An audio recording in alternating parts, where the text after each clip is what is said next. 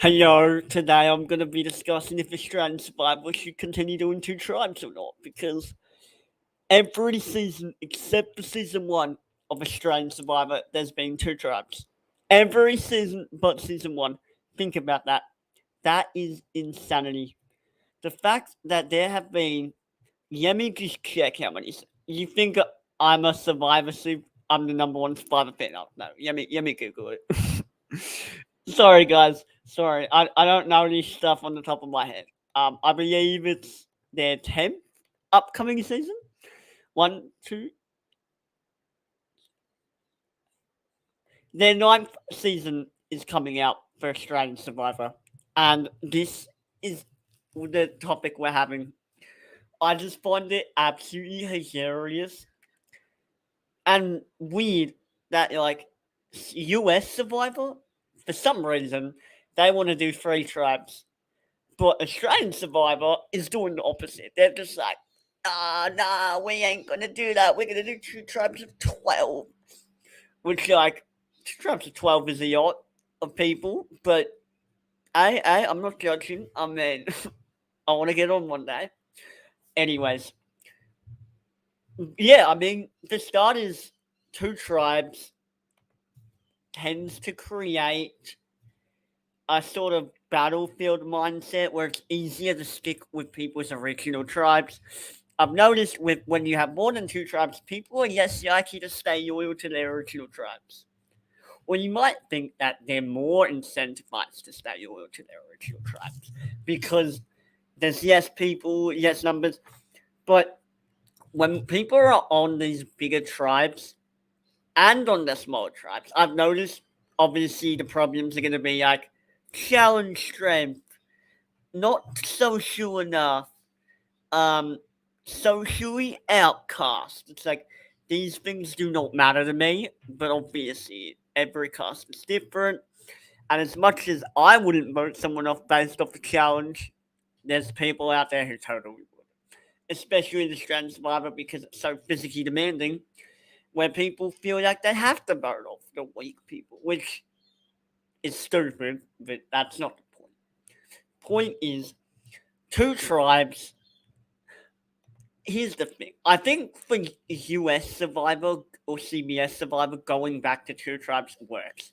I think for Australian Survivor, three tribes doesn't work all the time, which is why they've been running out of ideas. Which is why they're like, okay, let's do champions first contenders two, rebels best times, blood best water. Like they're clearly running out of ideas because most of these themes are like the same thing over and over again. So why don't you just throw the theme in the bin and just wing it? Why don't you just cast like 24 random people?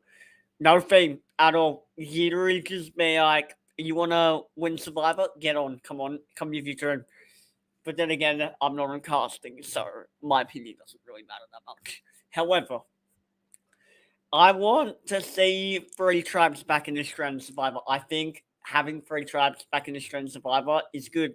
For starters, it's not. T- First of all, challenges aren't going to be a factor because, or you would think they're not a factor because it's not no people to the point where people are going to want it if they use an immunity challenge. People are going to be like, oh no, we can't keep using. But it's also not too many people where it's like, oh no, challenge strength or like one big group, you know what I mean? Like I feel like 8 people is a good number because on top of that, you're trying to keep track of like all the bonds you have, all your social connections. If I'm on a tribe with 12 people, if I'm on a tribe with 12 people, it's gonna be extremely hard to keep my social connections going, socialize with them, bond with them. Like managing 11 other relationships in the game, like Survivor, when it's not even merged, it's gonna be hard. It's gonna be really hard. Socially, it's gonna fuck these people over. So I suggest if you do 8, that's only 7 other people. If you have 24 hours a day to talk to 7 other people, I think you're fine. It's easier to build bonds. One, if we're worried about like, oh, we don't see enough of what's going on in the tribes, if there's yes people in the tribe, there is yes, like socially, there's yes strategy, which means there's yes people, yes games that you have to show on the TV show. So let's say that editing is a problem and they're like, oh no, we don't have enough time to show this on the screen. It's like, okay, but if there's 3 tribes and 8 people in 3 tribes, oh, look at that. Now you have more time to show people. And you have more time to give people confessionals.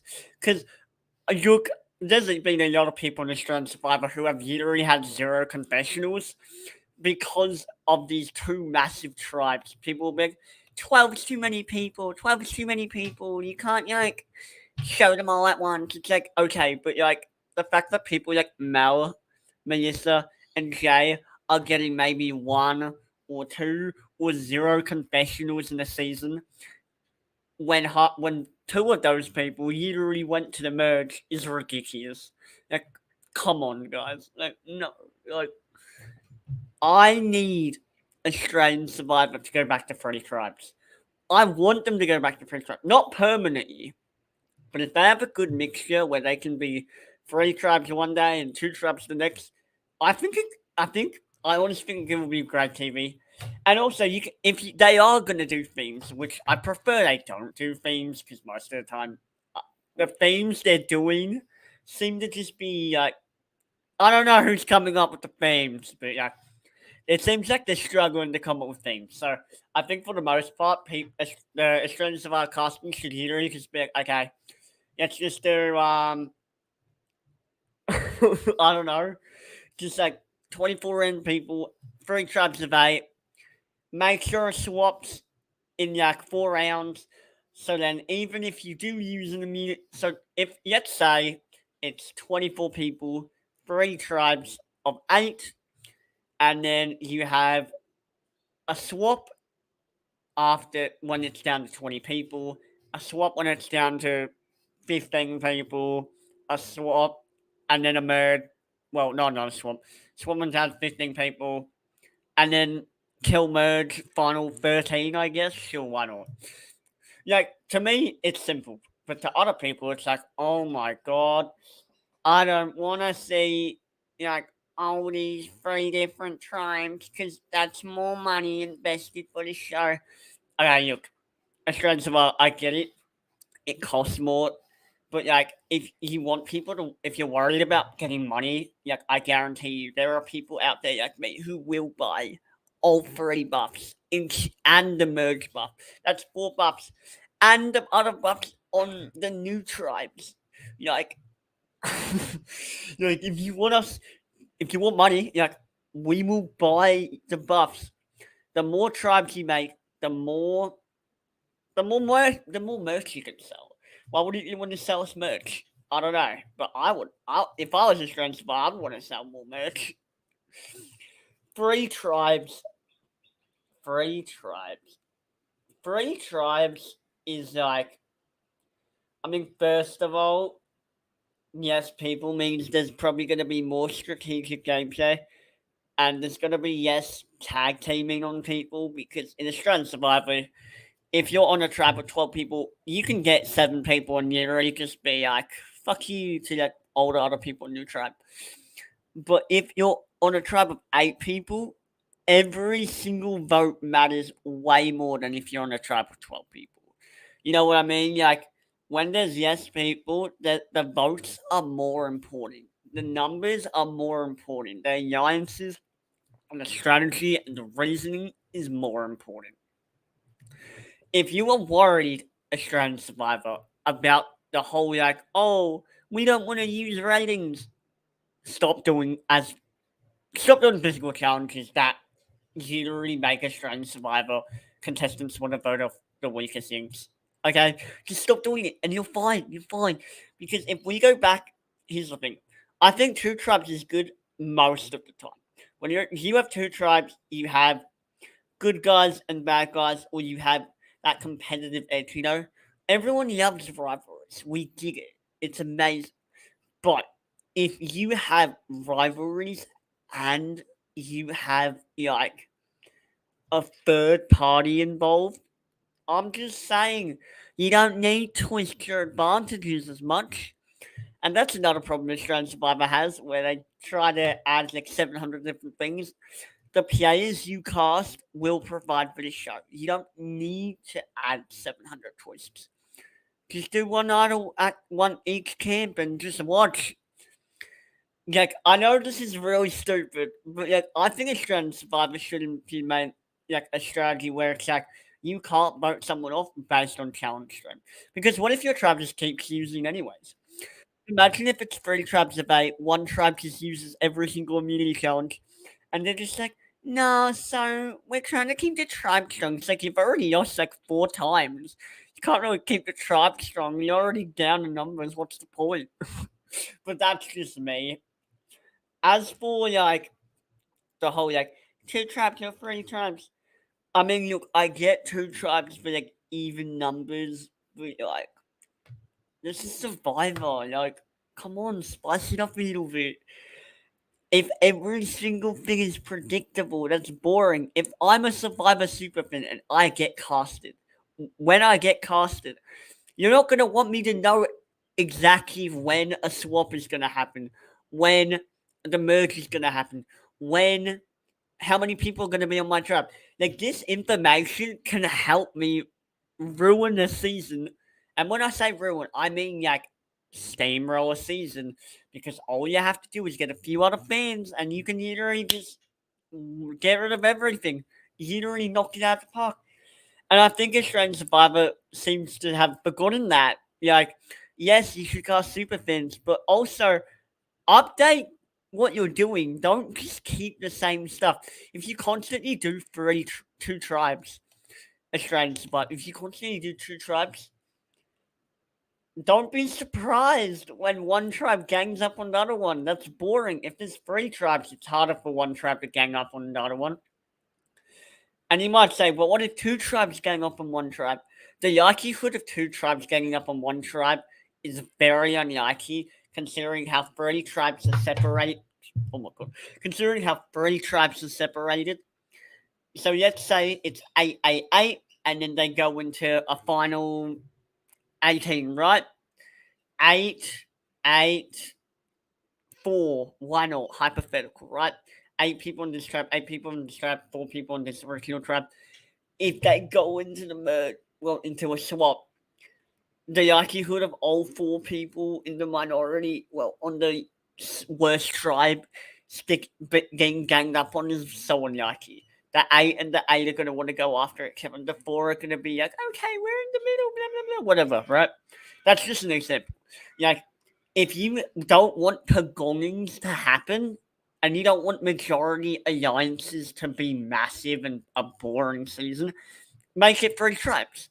If you have 3 tribes, you literally, like, if you're constantly changing the format of the game, if you're constantly making it so people have to work with different people and meet different people, there's physically nothing they can do except adapt. Okay? I'm one of those people where I definitely tend, when I play orcs, I tend to stick with my original tribe. Because Survivor incentivizes you to stick with your original tribe because it just makes the most sense. If you make 3 tribes, pagongings are gone. And yes, you might say, okay, but that's how would you know? Here's the thing. Pagongings only happen because there's 2 opposing sides. If there are more than 2 opposing sides, pagongings are not going to happen as often.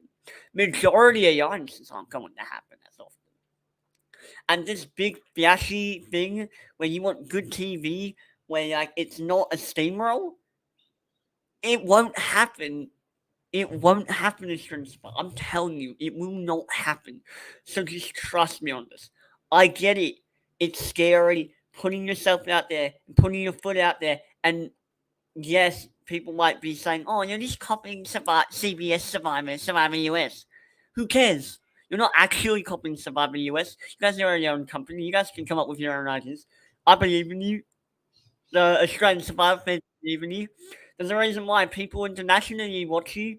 So show us why. Show us why we are investing our time and energy into buying the buffs and the Survivor merch, into talking about the TV show, into casting, into all of this. Come on. You guys spent such a big budget on the show for cameras, for microphones.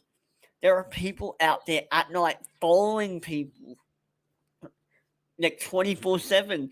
Like, come on, we've got this.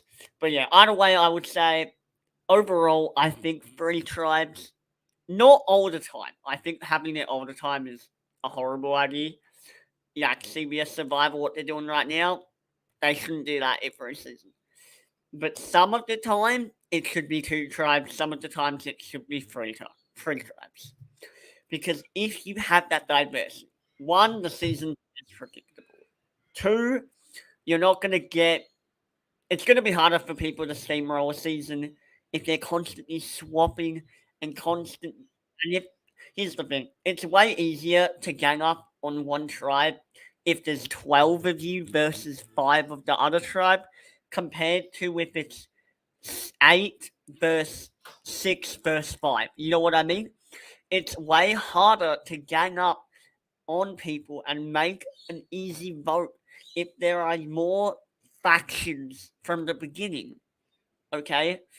That's what my rant was about today. Anyway, thank you all for watching. I know I was kind of ranting about nothing for a few minutes, but to be fair, there's a lot going on in my mind. You know, like when I think about Australian Survivor, you just gotta go with the best, and that's the whole point of these live streams. Unlike videos, I don't like edit it so you get my live reaction or my live thinking process. So, thank you all for watching, and I'll see you all next time. Peace.